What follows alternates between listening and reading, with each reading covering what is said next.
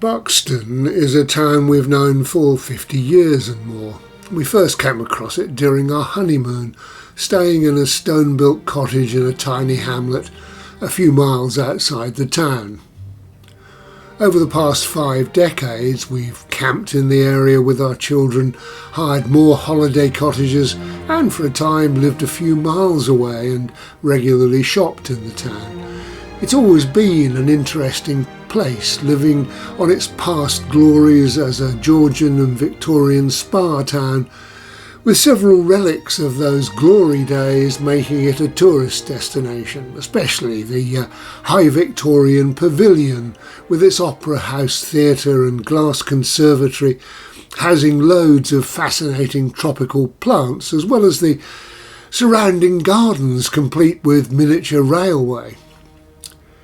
Buxton's long yet intermittent history as a spa resort began with the Romans apparently, or was partial to a hot spring, continued with some royal patronage when Mary Queen of Scots came to take the water cure to treat her rheumatism, but really put itself on the map as a spa town when one of England's richest men, the 5th Duke of Devonshire, commissioned the Crescent, an exquisite example of Georgian architecture. In most of the time we've known it, Buxton's fortunes have fluctuated, at times a bustling market town, at others slightly run down. For many decades, the rotten tooth in the smile of Buxton was the Crescent. It was originally built to incorporate a hotel, 5 lodging houses, and a grand assembly room with a fine painted ceiling, and was the heart of the town for many years. But by the time of our first visit in the early 1970s, one end was a rundown hotel, the other council offices, a library and a clinic. The hotel closed in the mid-1980s as the owners simply couldn't afford the repairs, and the whole building was closed when major structural problems were discovered in the assembly rooms. By 1992, the Crescent lay empty. The hotel part was bought by the local council, initially with the idea of converting the whole Crescent into apartments. And after many false starts of different attempts to regenerate the Crescent, Derbyshire County Council and High Peak Borough Council jointly launched the Buxton Crescent and Thermal Spa project, backed by the National Lottery and Historic England. They appointed the owners of Europe's largest spa resort operator to do the work, and established something called Buxton Crescent Limited, which worked with the councils to secure the necessary funding and prepare the detailed designs.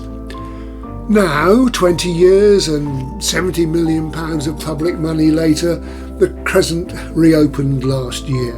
It remains in a sort of public ownership, but the two councils granted a long lease to the Buxton Crescent Heritage Trust, a charitable company which has been established to ensure the future protection and conservation of the buildings. The Trust, in turn, has granted a long lease to the Buxton Crescent Hotel and Thermal Spa Company. Now, beneath the building, the clear, warm water spring still sends up more than 1 million litres a day to keep the health tourists happy. And it's very encouraging to see this magnificent building back in pride of place and see more restoration work underway at the Victorian Pavilion, sort of across the road.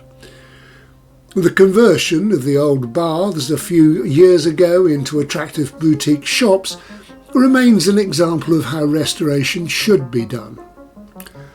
Unfortunately, there's still a rotten tooth in Buxton, and the externally impressive Palace Hotel, one of the other major landmark buildings in the town, is now part of the Britannia Hotels Group, which has come under criticism elsewhere for failing to maintain the many historic hotel buildings it owns around the country.